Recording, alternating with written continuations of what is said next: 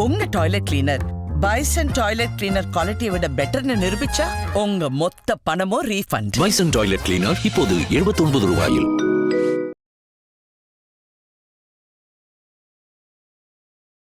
எடப்பாடி வலுப்பெற்று வந்துட்டாரு. இப்போ இருக்கிற 75 இடத்துல அதிகமாக வாங்கிட்டாரு. இல்லை ஆளுங்கட்சியாக வந்துட்டார். முதல்வராகவே வந்துட்டார் வச்சுக்கோங்க. அப்போ தினகரன் பார்ட்டி அவர் எப்படி டீல் பண்ணுவார்? இவர் தினகரன் அரசியல் அவர் எப்படி டீல் பண்ணுவார்? அந்த விஷயம் இருக்குல்ல. ஓகே. இப்போ நீங்கள் சேர்ந்துட்டீங்கன்னா அதுக்கப்புறம் உங்கள் சௌகரியத்துக்கு ஏற்ற அவர் உங்களை வந்து உங்கள் கட்சியை கரைச்சாருன்னா, உங்கள் கட்சியை போய் ஆளுங்களெல்லாம் இழுத்தாருன்னா நீங்கள் ஒன்றும் இல்லாத போயிடுவீங்களே. அந்த ஆபத்து அவருக்கு இருக்குது. ஸோ இந்த மாதிரி ஆபத்துக்கள்லாம் எடுத்துருந்தா ரிஸ்கில் தான் அவங்க போயிருக்கார். பாஜகவுடைய ப்ராமிஸை நம்பி நாங்கள் எல்லாம் பார்த்துக்கிறோம், நீங்கள் வாங்க அப்படின்னு சொல்லி அந்த ரிஸ்கில் தான் போயிருக்கார். அதிமுக என்ன இது பண்ணாங்க, பொதுக்குழுவில் தீர்மானம் போட்டாங்க, எங்கள் தலைமையில் தான் கூட்டணி, கூட்டணி கட்சிகளை நாங்கள் தான் முடிவு பண்ணுவோம் சொன்னாங்களா இல்லையா? இன்னைக்கு என்ன நிலைமை? பாஜக ஏற்பாடு பண்ணியிருக்கு, அவர் போய் பாஜக ஆளுங்களை பார்க்குறாரு. அப்போது அதிமுகவோட நிலை என்ன? கூட்டணி கட்சி ஏற்பாடு பண்ணது யார்? அப்போ நீங்கள் பொதுக்குழு போட்ட தீர்மானத்தோட அர்த்தம் என்ன ஆக்சுவலாக? அப்போ உங்களை மீறி அது நடக்குதுன்னு தான் அர்த்தம். அதிமுக மீறி தான் அது நடக்குதுன்னு அர்த்தம். நீங்கள் வேறு வழி இல்லாத அதை ஏற்றுக்கக்கூடிய நிலைக்கு நீங்கள் தள்ளப்பட்டிருக்கீங்க. என்டிஏல நம்ம சேர்ந்து பாஜக ஒரு 10 இடம், நம்மளுக்கு 2 இடம் கொடுப்பாங்க, நமக்கும் அதிமுகவுக்கும் சம்மந்தமே இல்லை அப்படின்ற மாதிரியான சுச்சுவேஷன் வந்தால் அது எச்ஏஎல்ல சோறு சாப்பிட்ற மாதிரின்றது. அது எச்ஏஎல்ல சோறு சாப்பிட்ற மாதிரி சார். அது எங்களுக்கு எதுக்கு சார்? நாங்கள் ஏன் சார் அப்படி என்டிஏல போகணுன்னு கேட்குறாரு ஓபிஎஸ் ஆதரவாளர். நாங்கள் அதுக்கு பதிலாக திமுகவே போகிறோம் சார். நாங்களாம் திமுகவுக்கு போகிறது ரெடி ஆகிட்டோம் சார். நாளைக்கே ஒரு டிஎம்கேல சேருவார்ன்ற ஒரு பேச்சு இருக்குது. நாளைக்கு ஆனால் அது நடக்குமா? ஏன்னா இவர் பிரைம் மினிஸ்டர் வரதுக்கு முன்னாடி நீங்கள் வந்து சேர்ந்துருங்கன்ற மாதிரி டிஎம்கேல அழுத்தம் கொடுக்குறாங்க அவருக்கு. அப்படி வரதுன்னா நீங்கள் நாளைக்கே வந்துருங்க, வந்தால் அப்போ தான் பிரைம் மினிஸ்டர் வரதுக்கு முன்னாடி. ஆனால் இவங்க பாஜகவும் அதை விடலை. நீங்கள் பிரைம் மினிஸ்டர் வரதுக்கு முன்னாடி இந்த மாதிரி டிசிஷன்லாம் எடுத்துடாதீங்க. நீங்கள் எது எடுக்கிறதுனால பிரைம் மினிஸ்டர் வந்துட்டு போன பிறகு எடுத்துக்கோங்க. அவங்க ஒரு பக்கம் ப்ரெஷர் கொடுக்குறாங்க. அதனால் இவருக்கு என்ன பண்ணுறதுன்னு தெரியாமல் முழிக்கவே தான் வைத்தியலிங்கம் என்ன பண்ணிட்டாரு, ஐயா நீங்கள் எந்த முடிவோன்னு எடுத்துக்கோங்க, நான் முதல்ல போகிறேன்னு கிளம்பி போயிட்டார்.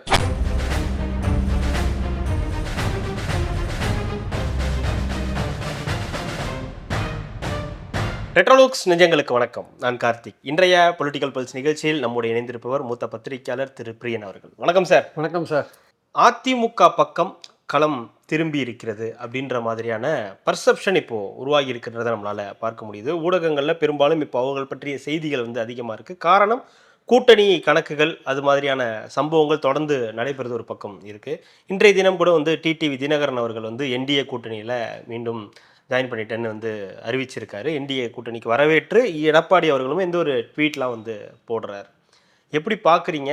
என்டிஏ கூட்டணி நாளுக்கு நாள் அடுத்தடுத்த கட்டத்தை நோக்கி நகருது. பாமக கூட்டணி அடுத்து டிடிவி தினகரன் வந்திருக்கார். இன்னும் சில கட்சிகள்லாம் வரும்னு சொல்லி தொடர்ந்து சொல்லப்பட்டுக்கிட்டே இருக்குது. எப்படி இருக்குது களம் சார்? இல்லை, அதாவது வந்து அதிமுக பாஜக கூட்டணியில் ஒரு 6 மாதமாக எந்த விதமான ஆக்டிவிட்டியும் இல்லை. திடீர்னு ஆக்டிவேட் ஆகிருக்கு. பியூஷ் கோயலை போட்டவொடனே திடீர்னு ஆக்டிவேட் ஆகிருக்கு.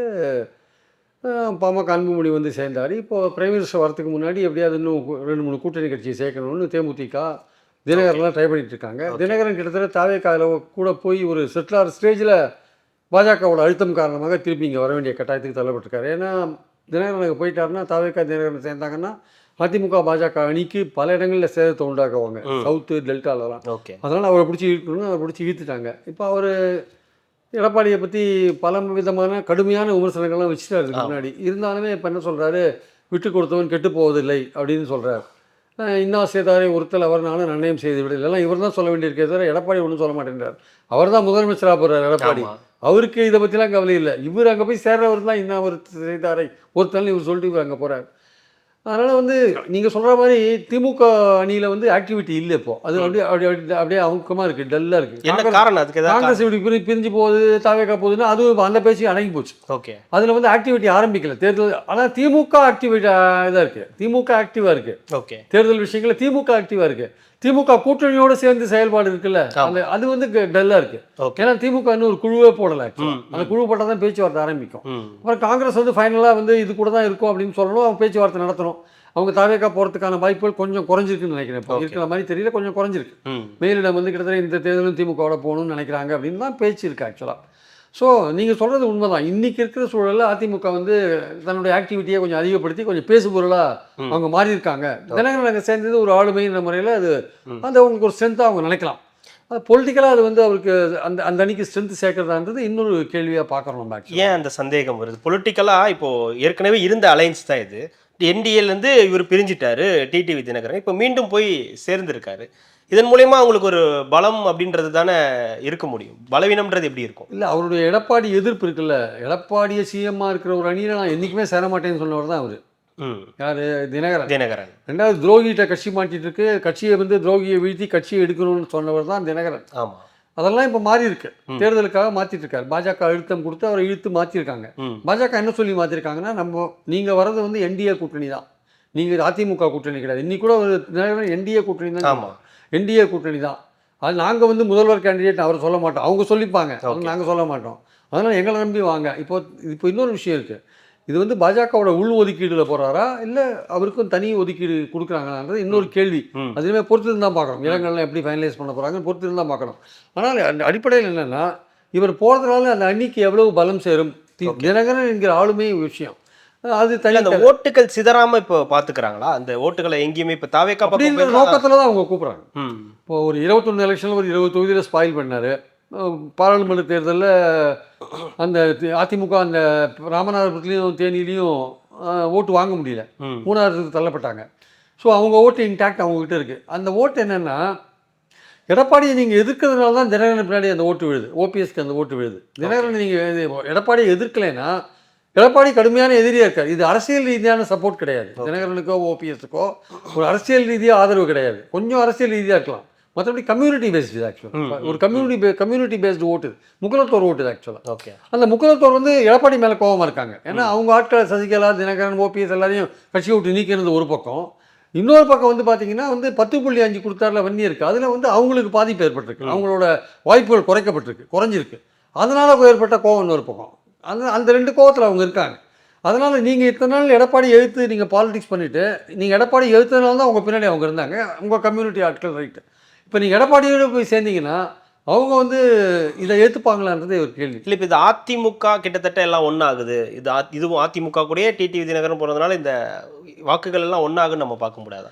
இல்லை, அவங்க இன்னுமே வந்து கம்யூனிட்டி பேஸ்டாக தான் பார்க்குறாங்க.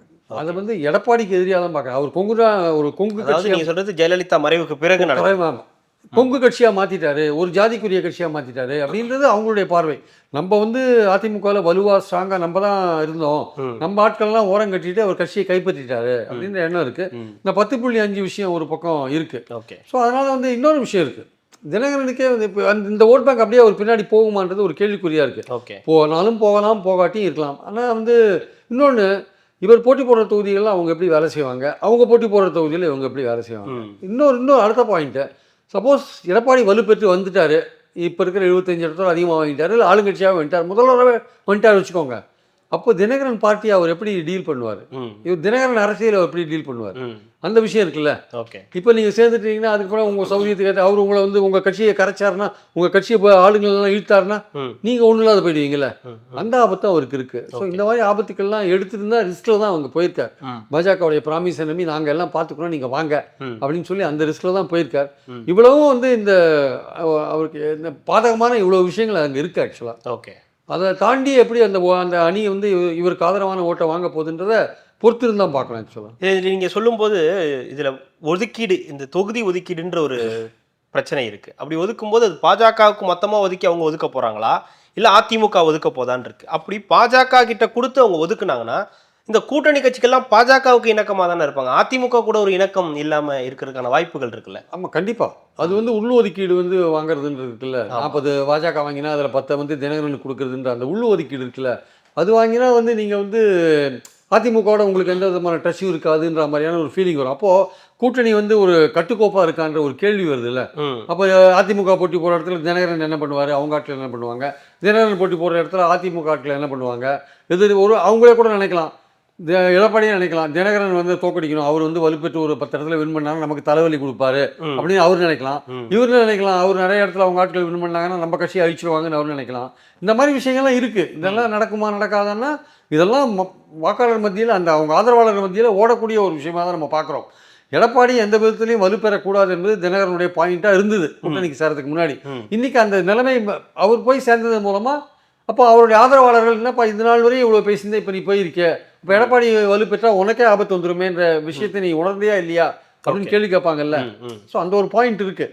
அதில் தினகரன் எப்படி கன்வின்ஸ் பண்ண போகிறாரு, நான் வந்து இன்னா செய்தாரே ஒருத்தல் விட்டு கொடுத்தவன் கெட்டு போவதில்லை, இதெல்லாம் கரெக்ட். இல்ல இது ரெண்டு இது அரசியல், இது ஆக்சுவலா. ஆனா அரசியல் தான். அரசியல்னாலுமே கூட மக்கள் சில விஷயங்களை பார்ப்பாங்க இல்லையா? கொஞ்ச நாளைக்கு முன்னாடி வரைக்கும் இவர் சொன்ன விஷயம் அப்படி போய் சேர்றதுக்கு தூக்கில மாட்டி தொங்குறதுக்கு சமம், தற்கொலைக்கு சமம்ன்ற மாதிரி சொன்ன நபர் இன்னைக்கு வந்து ஒரு திருக்குறளை உதாரணமா காட்டி இப்படி போய் சேர்ந்தாங்கன்னா அந்த கூட்டணியை பார்க்குறவங்களுக்கு எப்படி தோணும்? அதற்கான அந்த ஜெல் அப்படின்றது இருக்குமா அந்த கூட்டணி? அரசியல்வாதிகள் இப்படி தேர்தல் நேரத்தில் பல்ட்டி அடிக்கிறது சகஜம்தான். அது பற்றி ஒன்றும் பெரிய விஷயம் இல்லை. அவருக்கு ஏற்பட்ட அழுத்தம் என்னவோ அவர் அது மாதிரி போய் சேர்ந்திருக்காரு. அவர் கேட்டால் எனக்கு ஒன்றும் அழுத்தம்லாம் கிடையாது, நான் சுதந்திரமாக தான் இருக்கேன்னு சொல்லுவார். ஆனால் அது பின்னாடி பாஜக என்கிற கட்சி ஒரு பெரிய அழுத்தத்தை கொடுத்துருக்குன்றதை நம்ம பார்க்குறோம். இப்போ எப்படி வைகோ வந்து திமுகவை பற்றி விமர்சனம் பண்ணிட்டு திமுகவில் போய் சேர்ந்தாரு, அப்போ எப்படி சோஷியல் மீடியாவில் வைகோ பேசினதெல்லாம் எடுத்து போட்டாங்க. இப்போ அதே மாதிரி தினகரனுக்கும் அதே மாதிரி தான் நடக்கும். அவர் பேசினதெல்லாம் எடுத்து வர ஆரம்பிச்சிருச்சு, அதான் வர ஆரம்பிக்கும், அதெல்லாம் போடுவாங்க. அதெல்லாம் தாண்டி தான் அவர் போகணும். ஆனால் வைகோ வந்து திமுகவுக்கு போன உடனே திமுக ஓட்டுக்கள் வைகோவுக்கு போச்சு. வைகோ வின் பண்ணார். வைகோ எல்லா இடத்துலையும் வின் பண்ணாரு. வைகோ பார்லிமெண்ட் எலெக்ஷன்லையும் வைகோ வின் பண்ணாரு. ஓட்டு டிரான்ஸ்ஃபர் ஆச்சு. ஓகே, அது டிரான்ஸ்ஃபர் ஆகும்போது ஏன் தினகரன் ஓட்டு அப்படியே அதிமுக பாஜகவுக்கு போகக்கூடாதுன்னு ஒரு கேள்வியை கேட்பாங்க. அங்கே தான் வந்து இது அரசியல் மயப்படுத்தப்பட்ட ஓட்டு வங்கி இல்லை. தினகரன் ஓட்டு வங்கி அரசியல் ரீதியான ஓட்டு வங்கி இல்லை, அது கம்யூனிட்டி பேஸ்டு ஓட்டு வங்கி. ஓகே, அந்த கம்யூனிட்டி எடப்பாடிக்கு எதுக்கு இருக்கு. ஓகே, அதனால தான் நம்ம இந்த ஓட்டு வங்கி அப்படியே தினகரனோட கூட சேர்ந்து போகும். அந்த கம்யூனிட்டி ஓட்டு வங்கினா கூட எடப்பாடிக்கு எதிரானதுனா கூட இப்போ நமக்கு ஒரு வாய்ப்பு கிடைச்சிருக்கு, நம்ம ஆளுங்கட்சி ஆகிறதுக்கு ஒரு வாய்ப்பு கிடைச்சிருக்குன்னு யோசிக்க மாட்டாங்களா? அப்படி எடப்பாடி ஆளுங்கட்சி ஆனாலும் பாதிப்பு தினகரனுக்கு தானே. தினகரனை விட்டு வச்சுருவார் அவர் தனியா. அவர் ஒரு பாலிடிக்ஸ் பண்ணி இந்த கட்சி அழிக்க தானே ட்ரை பண்ணுவார். என்னைக்குமே இவர் நமக்கு வந்து எதிரியா வருவாருன்னு அவர் நினைக்க மாட்டாரா? இன்னைக்கு ஒரு தேர்தல் நேரத்தில் ஒரு டெம்பரரி அரேஞ்ச்மெண்ட் இது. நாளைக்கு வந்து நேரடியா கூட இன்னும் பாத்துக்கல, வெறும் அறிக்கையில தான் வந்து வாழ்த்துக்கணும். நாளைக்கு நீங்க நேரடியா பார்க்கக்கூடிய பிரைம் மினிஸ்டரோட மேடையில நீங்க இந்த பக்கம் அவரு இந்த பக்கம் நீங்க உட்கார வேண்டிய கட்டாயம் வரும், பாத்துக்க வேண்டிய வரும், வணக்கம் போட வேண்டிய வரும், எல்லாம் வரும். அப்போ அதை பார்க்குற ஒருத்தர் என்ன பண்ணுவான், ஐயோ நமக்கு கடுமையான எதிரியான இவரே இப்படி பேசிட்டு அங்கே போயிட்டாரு, அப்போ இவரை யார் தோக்கடிப்பாங்க? எடப்பாடியை யார் தோக்கடிக்கிற அளவுக்கு வலுவா இருக்காங்க களத்துல, அவனை கோட்டை போடியான்னு சொல்லிட்டாங்க. எடப்பாடி வலு பெறக்கூடாது, அவனுக்கு எடப்பாடிக்கு எதிராக யாரு எடப்பாடியை தோக்கடிக்கக்கூடிய நிலையில யார் இருக்காங்க களத்துல, அப்படியே அவங்களுக்கு ஓட்டு போடுன்னு போட்டாங்கன்னா ஒவ்வொரு தொகுதியா பார்த்து இந்த தொகுதியில தாவேகா பெட்டரா இருக்கா, திமுக பெட்டரா இருக்கா, அந்த தொகுதியில தாவேகா பெட்டரா இருக்கா, திமுக பெட்டரா இருக்கா, யார் வின் பண்ற சான்ஸ் இருக்கு, அப்ப நம்ம ஓட்டலாம் அங்க போடியா எடப்பாடி தோக்கடியான்னு ஒரு இடத்துக்கு போனாங்கன்னா அப்போ என்ன அது நாம எப்படி போகாதுன்னு சொல்ல முடியாது. ஏன்னா அது வந்து கம்யூனிட்டி பேஸ்டு ஓட்டா இருக்கு, அரசியல் ரீதியான ஓட்டா இல்லை. அது திமுக வைக்கோன்றது ஒரு பொலிட்டிக்கலான ஒரு ஓட்டா இருந்தது. இங்க கம்யூனிட்டி இன்வால்வ் ஆயிருக்கு நடுவில். ஸோ அந்த விஷயங்கள்லாம் இருக்கு. இதெல்லாம் தினகரன் யோசிச்சு தான் போயிருப்பாருன்னு நினைக்கிறேன் ஆக்சுவலாக. ஆனால் இதை தாண்டி இப்போ ஓ பன்னீர்செல்வம் அவர்களுடைய அந்த நிலை தான் வந்து ஒரு கேள்விக்குறியான நிலையாகவே இருக்கு. அவரை கேட்கும்போது எனக்கு பாஜகவிடம் வந்து எந்த அழைப்பும் வரல, மோடி அவர்களுடைய மேடை என்டிஏ கூட்டத்திலையும் எனக்கு எந்த அழைப்பும் இல்லைன்ற மாதிரி சொல்லிக்கிட்டு இருக்காரு. அவருடன் இருந்த எல்லாருமே இப்போ வந்து திமுக அப்படி இப்படின்னு போய் செட்டில் ஆயிட்டாங்க. ஓபிஎஸ் உடைய நிலை என்னவா இருக்கு, அவருடைய அடுத்த கட்ட நகர்வு என்னவா தான் இருக்கும்? இல்லை, அவர் ஒரு மாதத்துக்கு முன்னாடி போய் அமித்ஷாவை பார்த்துட்டு வந்தார்ல. அவர் ஓகே, அவரும் தான் போய் பார்த்துட்டு வந்தார். அவருக்கு சொல்லப்பட்டது என்னன்னா, நீங்கள் ஒரு கட்சியை ஆரம்பித்து கூட்டணிக்கு வாங்கன்னு. அவர் என்ன அதிமுகவில் சேர்த்து எனக்கு அந்த போஸ்டரை கொடுங்க அப்படின்றாரு. அது எடப்பாடி கொடுக்கறதுக்கு ரெடியாக இல்லை. அவர் ஓப்பனாக சொல்லிட்டார். தினகரன் விஷயத்தில் இன்னொரு முக்கியமான விஷயம் இருக்குது.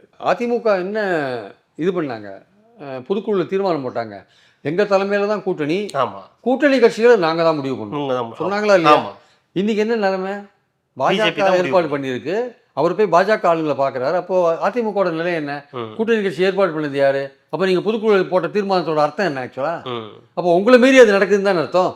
அதிமுக மீறி தான் அது நடக்குதுன்னு அர்த்தம். நீங்கள் வேற வழி இல்லாத அதை ஏற்றுக்கக்கூடிய நிலைக்கு நீங்கள் தள்ளப்பட்டிருக்கீங்க. யார்? அதிமுக தள்ளப்பட்டிருக்கு. ஸோ இந்த விஷயங்கள்லாம் வந்து போக போக பேசப்படும் ஒரு விஷயமா மாறும்னு நினைக்கிறேன் ஆக்சுவலாக. அது தினகரனுக்கு ஆதரவாக போகுமா எதிர்ப்பாக போகுமான்றதை பொறுத்து தான் பார்க்கணும். ஓபிஎஸ் கேஸுக்கு வரும்போது பார்த்தீங்கன்னா அவர் அமித்ஷாலாம் பார்த்துட்டு வந்தார். அவரே எடப்பாடி ஏற்றுக்கிறது ரெடியாக இல்லை. அவங்க ஆட்கள் ஒட்டுமொத்தமாக நம்ம போய் என்டிஏல போயிட்டு அவங்க சொன்ன ஒரு ஆள் சொன்னதை அப்படியே சொல்கிறேன். என்டிஏல நம்ம சேர்ந்து பாஜக ஒரு 10 இடம் நம்மளுக்கு 2 இடம் கொடுப்பாங்க, நமக்கும் அதிமுகவுக்கும் சம்மந்தமே இல்லை அப்படின்ற மாதிரியான சுச்சுவேஷன் வந்தால் அது எச்ஏஎல்ல சோறு சாப்பிட்ற மாதிரின்றது. அது எச்ஏஎல்ல சோறு சாப்பிட்ற மாதிரி சார். அது எங்களுக்கு எதுக்கு சார், நாங்கள் ஏன் சார் அப்படி என்டிஏல போகணுன்னு கேட்குறாரு ஓபிஎஸ் ஆதரவாளர். நாங்கள் அதுக்கு பதிலாக திமுகவே போகிறோம் சார், நாங்களாம் திமுகவுக்கு பொறுத்து ரெடி ஆகிட்டோம் சார், அவர் ஓபிஎஸ் வரலையும் நாங்கள் திமுகவுக்கு பொறுத்து ரெடி ஆகிட்டோன்னு சொன்னவங்கெல்லாம் திமுகவில் போய் சேர்றதுக்கு ரெடி ஆகிட்டு இருக்காங்க. இன்னும் நிறைய பேர் போவாங்க வச்சுக்கோங்க. ஸோ அந்த மாதிரி இருக்கும்போது இவர் குழப்பத்தில் இருக்கார். இவருக்கு என்னென்னா திமுகவுக்கு போனால் இவருக்கு உரிய கௌரவம், 3 தடவை சிஎம் மறந்துட்டாரு, உரிய கௌரவம் கிடைக்குமானா கௌரவம்லாம் கொடுப்பாங்க. இவர் எதிர்பார்க்குற மாதிரி பதவிகள்லாம் அங்கே கிடைக்குமா அப்படின்னா இவருக்கு என்ன பொசிஷன் கொடுப்பாங்க அதெல்லாம் வந்து தேர்தல் நேரத்தில் முடிவு பண்ண மாட்டாங்க. இப்போ தேர்தலுக்கு அப்புறம் தான் நிதானமாக என்ன நிலைமைன்னு பார்த்து முடிவு பண்ணுவாங்க. அதுவும் இப்படி ஒரு நிலையில போறாருன்னா கண்டிப்பா அவருக்கு வந்து பெரிய இது கிடைக்கவும் இல்லை அதிகமான சீட் எல்லாம் கொடுப்பாங்கன்னு சொல்ல முடியாது. ஒரு 3-4 சீட் கொடுப்பாங்க, அதுவே கொடுப்பாங்களாம் சொல்ல முடியாது. ஓகே. இப்போ அவருடைய கவலை என்னவா இருக்குன்னா அவரை பற்றி கூட அவர் கவலைப்படல. அவருடைய பசங்க 2 பேர் இருக்காங்களே அவங்க பாலிட்டிக்ஸ் அப்படி தான் கவலைப்படுறாரு. ஒருத்தன் தாவேக்காக்கு போகணுன்றான், ஒருத்தன் திமுகவுக்கு போகணுன்றான். அதை மேனேஜ் பண்ணுறதே ஒரு அவங்க ஆதரவாளர்கள் எல்லாருமே என்ன சொல்கிறாங்க, தாவேக்காவே வேண்டாம் திமுகவுக்கு தான் போகணுன்றாங்க. ஆனால் அவர் பசங்க 2 பேரும் ஒருத்தர் தாவேக்கா ஒருத்தர் திமுகன்றாங்க. அதனால் அவருக்கும் வந்து வீட்லேயும் குழப்பமாக இருக்குது, இந்த மாதிரி வியூஸ் வித்தியாசமாக இருக்குது, வெளியில் ஆதரவாளர்கள் மத்தியிலையும் திமுகவுக்கு போகணுன்னு இருக்காங்க. அவருக்கும் என்ன முடிவு எடுக்கணும்னு தெரியல. என்டிஏ போய் சேர்ந்தால் அங்கே வந்து நம்ம கிட்டத்தட்ட வந்து எடப்பாடி நம்மளை வந்து ஒதுக்கின பிறகு நம்ம அங்கே போய் சேர்றதுன்றது மத்திய ஆதார் தலைவாசல் மிதிக்க வேண்டாம்ன்ற மாதிரி அந்த ஃபீலிங் அவருக்கு இருக்குது. நம்ம கௌரவத்துக்கு ரொம்ப பெரிய ஒரு பாதிப்பு வரும்னு அவர் நினைக்கிறார். அதனால குழப்பத்தில் இருக்காரு. என்ன பண்ண நாளைக்கே ஒரு டிஎம்கேல சேருவார்ன்ற ஒரு பேச்சு இருக்குது. நாளைக்கு ஆனால் அது நடக்குமா? ஏன்னா இவர் பிரைம் மினிஸ்டர் வரதுக்கு முன்னாடி நீங்கள் வந்து சேர்ந்துருங்கன்ற மாதிரி டிஎம்கேல அழுத்தம் கொடுக்குறாங்க அவருக்கு. அப்படி வரதுன்னா நீங்கள் நாளைக்கே வந்துருங்க, வந்தால் அப்போ தான் பிரைம் மினிஸ்டர் வரதுக்கு முன்னாடி. ஆனால் இவங்க பாஜகவும் அதை விடலை. நீங்கள் பிரைம் மினிஸ்டர் வரதுக்கு முன்னாடி இந்த மாதிரி டிசிஷன்லாம் எடுத்துடாதீங்க, நீங்கள் எது எடுக்கிறதுனால பிரைம் மினிஸ்டர் வந்துட்டு போன பிறகு எடுத்துக்கோங்க. அவங்க ஒரு பக்கம் ப்ரெஷர் கொடுக்குறாங்க. அதனால் இவருக்கு என்ன பண்ணுறதுன்னு தெரியாமல் முழிக்கவே தான் வைத்தியலிங்கம் என்ன பண்ணிட்டாரு, ஐயா நீங்கள் எந்த முடிவோன்னு எடுத்துக்கோங்க, நான் முதல்ல போகிறேன்னு கிளம்பி போயிட்டார். அவருக்கு ஒருத்தநாடு தொகுதியில் வர எலெக்ஷனில் நின்று வின் பண்ணணும் அவருக்கு.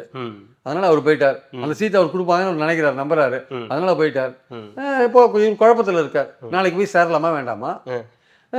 பாஜக சொல்ற மாதிரி இல்லை, நம்ம பிரைம் மினிஸ்டர் வந்துட்டு போன பிறகு நம்ம 6 முறை முடிவு எடுத்துக்கலாமா? இன்னமும் கூட அவங்க சொல்றதை அவர் கேட்கிறாரு. ஆமாம், அவங்க பாஜகவோட அழுத்தம் இல்லாமல் ஏடிஎம்கேல எந்த விஷயம் நடக்கிறது இல்லைங்க. அது எடப்பாடியோட கேங்காக இருந்தாலும் சரி, தினகரன் கேங்காக இருந்தாலும் சரி, ஓபிஎஸ் ஆளாக இருந்தாலும் சரி, சசிகலாவாக இருந்தாலும் சரி, பாஜகவோட ப்ரெஷர் எங்கேயோ ஒரு இடத்துல ஒரு கை அங்கே இருக்காங்க, ஏதோ அங்கே இருக்கு. அது ஒரு கூட்டணியில் இருக்கிறாரு அந்த மாதிரினா கிடையாது. எப்படியோ அவரை ப்ரெஷர் பண்ணி அவர் ஒரு டிசிஷன் எடுக்க, திமுகவுக்கு போற டிசிஷன் வெயிட் பண்ணுங்க, திமுகவுக்கு போற டிசிஷன் கொஞ்சம் வெயிட் பண்ணுங்க, பிரைம் மினிஸ்டர் வரும்போது போயிடாதீங்க அண்ணே, போயிடாதீங்கண்ணே, பிரைம் மினிஸ்டர் வந்து போயிடாதீங்கண்ணே. இவ்வளவு சொல்றதை கேட்கிறாரே, அவரை சேர்த்துக்க கூடாதா? அவர் அதிமுக சேர்த்துக்கிறது அவர் ஒத்துக்க மாட்டேங்கிறாரு எடப்பாடி. பாஜக இவர் கமெண்ட் பண்ணுறது இவர் ஓகே ரைட்டு. ஆட்சியில் இருக்காங்க, சென்ட்ரல் ஆட்சியில் இருக்காங்க. நீங்கள் அமித்ஷா வந்து நீங்கள் அவருடைய இன்னொரு ஃபேஸ் அவர் காமிக்க ஆரம்பிச்சாருன்னா நீங்கள் தாங்க மாட்டீங்க. திகாரில் போட்டார்ல தினகரன் 2 மாதம் இருந்துட்டு வந்தார்ல, என்ன குற்றம்? ஒரு குற்றமும் கிடையாது. யாருக்கு லஞ்சம் கொடுத்தாரு? அவர் போட்டிங்கள 2 மாதம். அதனால தான் அவர் தினகரன் யோசிக்கிறார். அந்த கேஸில் ஒன்றுமே இல்லாத கேஸில் ஒரு 2 மாதம் உள்ளே போட்டாங்கல்ல. அப்போது திகாரில் போய் நீங்கள் தேவையில்லாமல் இருக்கீங்க, எவ்வளோ மன உளைச்சல் அது. அப்போ எல்லாருமே அமித்ஷாக்கு பயப்பட தான் செய்வாங்க. நீங்கள் எதிர்கட்சியாக இருந்து பயப்படாமல் இருக்கிறது வேற.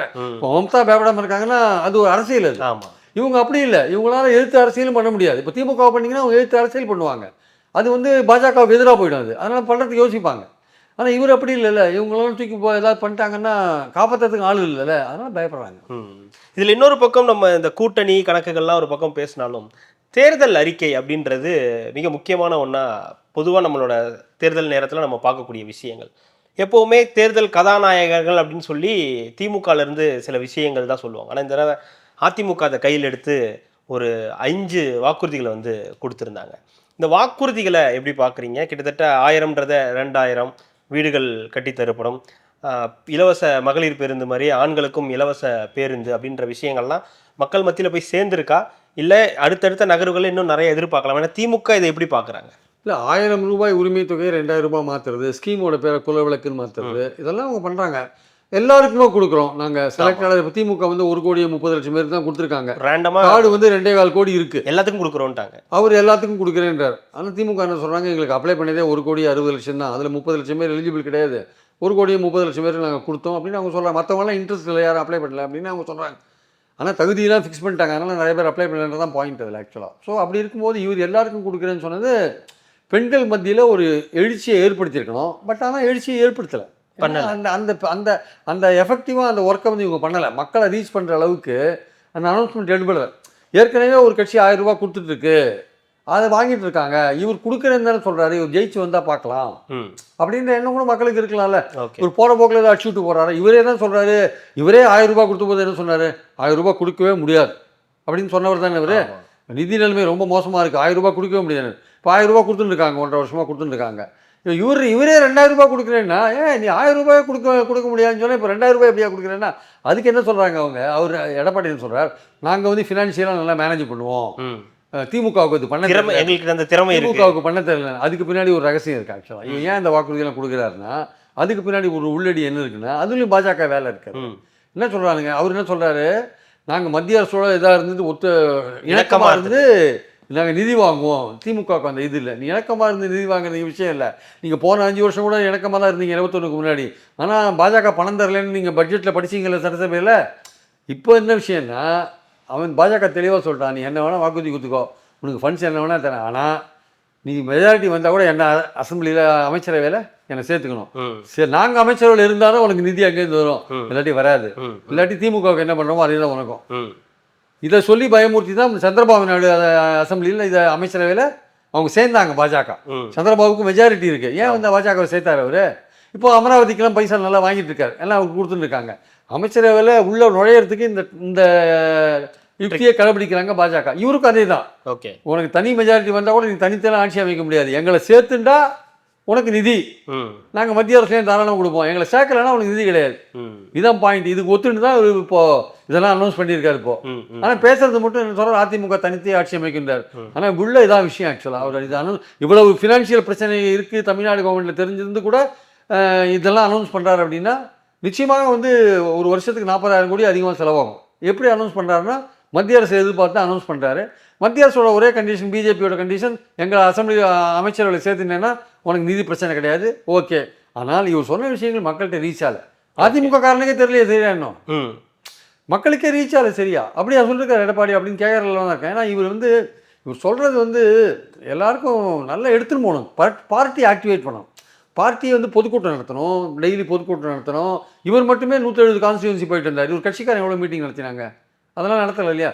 இவர் அனௌன்ஸ் பண்ணோடனே என்ன பண்ணிருக்கலாம், அதிமுக தேர்தல் உறுதிமொழி அதை பற்றி ஒரு கூட்டம், தமிழ்நாடு முழுக்க கூட்டம், விளக்க கூட்டம்னு போட்டு நீங்கள் 234 கான்ஸ்டியூன்சியில் மீட்டிங் போட்டு நீங்கள் டவுன் த லைன் அதை கொண்டு போகணும்ல. நீங்கள் அது மாதிரி எதுவுமே பண்ணல. அதனால் பல பேருக்கு வந்து இவரோட அனௌன்ஸ்மெண்ட்டே தெரியாது இருக்குது. ஓகே, மீடியாவும் இதை பற்றி ரொம்ப ப்ளே பண்ணதுனால பல பேருக்கு தெரியாது இருக்குது. ஆனால் இது அனௌன்ஸ்மெண்ட் நிறைவேற்ற முடியுமா முடியாதான்ற ஒரு கேள்வி ஏற்கனவே மீடியாவில் போயிட்டு இருக்கிறத நம்ம பார்க்குறோம். அது நிறைவேற்றவே முடியாது, ரொம்ப கஷ்டம் அப்படின்லாம் விஷயங்கள் இருக்குது. ஆனால் இவர் என்ன பர்பஸ்க்காக அதை அனௌன்ஸ் பண்ணார்னா, அதிமுக வந்து கூட்டணி கட்சிகளை சேர்க்க முடியல, அது தேர்தல் ரேஸில் பின்னாடி இருக்குதுன்னு சொல்லிடுற போது திமுக வந்து அந்த 1000 ரூபாய் 1500 மாற்ற போகிறான்னு ஒரு ஐடியா இருந்தபோது அது இவர் தெரிஞ்சு இவர் 2000 ரூபாய் டக்குன்னு அனௌன்ஸ் பண்ணார். ஆமாம். இன்னொன்று வந்து தாவேகா வந்து பைபோலார் பாலிடிக்ஸில் அதிமுக இடத்த பிடிச்சிட போது நம்ம கொஞ்சம் தேர்தல் இன்னும் கொஞ்சம் சுறுசுறுப்பாக வேலை செய்யணும், இந்த மாதிரி உறுதிமொழி கொடுத்தா நம்ம தாவேக்காவை கொஞ்சம் சைட்லைன் பண்ணிட்டு நம்ம மேலே போகலான்னு அந்த ஐடியாலே அனௌன்ஸ் பண்ணார். அவருக்கு ஏற்பட்ட அந்த நெருக்கடியிலேருந்து விடுவிக்கிறதுக்காக, விடுதலை பெறத்துக்காக தான் இந்த அனௌன்ஸ்மெண்ட்டை அவர் பண்ணினார். ஆனால் இதில் இந்த இலவச பேருந்து, இந்த ஆண்களுக்கும் வந்து இலவச பேருந்து அப்படின்றத அதுவாது எஃபெக்டிவாக இருக்கா? அதுவும் யாருக்கும் தெரிஞ்ச மாதிரி தெரியல. அது கொடுக்க அமல்படுத்தும் போது தெரியும் சார். பட் ஆனால் இப்போ தேர்தல் பிரச்சாரம் ஆரம்பித்தா ஒருவேளை அவங்க அதை பெரிய அளவுக்கு பண்ணலாம். தற்சமயத்துக்கு அது தெரியல. ஆக்சுவலாக ஒரு தேர்தல் பிரச்சாரம் ஆரம்பித்து நீங்கள் ஊராக போகும்போது விளம்பரப்படுத்துறது, பேசுறது போன்ற விஷயங்கள்லாம் அப்போது மக்களுக்கு தெரிய வரும். தேர்தல் நெருக்கத்தில் மக்கள் எடப்பாடி இதெல்லாம் கொடுக்குறாரு, அதெல்லாம் கொடுக்க போகிறாரு, திமுக இதெல்லாம் கொடுக்க போது அப்போது பேசுவாங்க. பட் இப்போ தற்சமயத்துக்கு அதை பற்றின ஒரு பெரிய ஒரு விழிப்புணர்வு மக்கள்கிட்ட வந்த மாதிரி தெரியல ஆக்சுவலாக. ஓகே, கண்டிப்பாக சார். அடுத்தடுத்த நிகழ்வுகளில் தொடர்ந்து பேசலாம். மிக்க மகிழ்ச்சி. நன்றி. Thank you sir.